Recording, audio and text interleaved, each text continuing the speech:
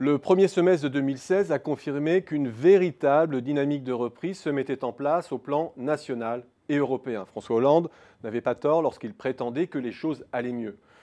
Je ne reviens pas sur le fait que plus que le rythme de croissance, c'était l'engrenage économique qui se mettait alors en place, qui confortait le regain de confiance sur le fait que la France, comme l'ensemble des économies européennes, était en train de s'extraire du marasme déflationniste des années 2014-2015.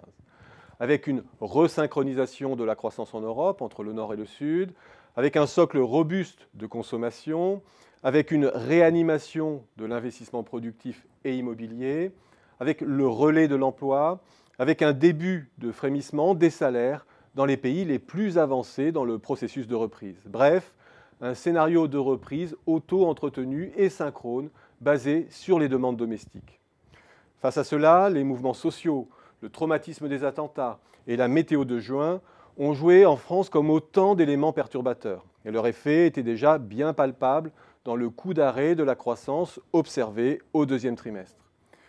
Mais cette accumulation de désastres ne remettait pas en cause le fait que la France demeurait embarquée dans un solide mouvement de reprise européenne. Elle ne fermait pas la porte au fait qu'une partie de la déperdition de croissance du deuxième trimestre pouvait être rattrapée les mois suivants, comme le montrent les trajectoires observées lors de chocs similaires en France comme à l'étranger.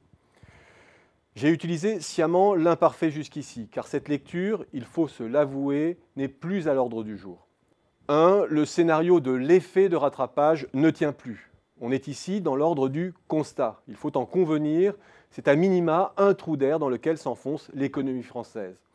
Et l'on voit difficilement à ce stade comment elle pourrait échapper à une croissance négative au troisième trimestre, avec un essoufflement du cycle manufacturier que les enquêtes d'août confirment après le faux espoir de juillet, avec un niveau de production qui stagne depuis mars et est en recul de 1,5% sur un an, son plus faible niveau depuis novembre 2014. Avec un mouvement de déstockage dans l'industrie et le commerce qui confirme que les entreprises en panne de confiance jouent la montre.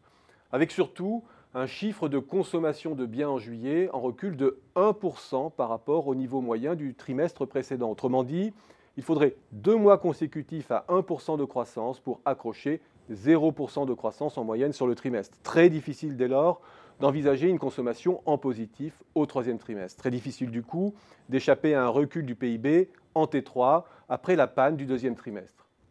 Et même la construction, dont on pouvait considérer qu'elle était embarquée dans une dynamique propre, étanche aux aléas du moment, marque des signes de faiblesse, notamment du côté des dépenses d'entretien ou des travaux publics.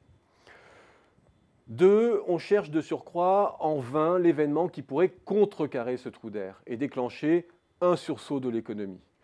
La locomotive allemande commence elle-même à patiner. Toutes les enquêtes dans ce pays confirment que l'industrie est à la peine. La cagnotte pétrolière, de son côté, est en voie d'épuisement, ce qui complique le rebond de la consommation. Quant au taux d'intérêt, à leur plancher, il est difficile d'imaginer qu'ils produisent autre chose que ce qu'ils ont produit jusqu'ici, différer un accident financier majeur sans pour autant avoir prise sur l'économie réelle. Reste éventuellement l'euro qui, s'il venait à se déprécier par rapport au dollar, pourrait fournir une petite bouffée d'oxygène à la demande externe.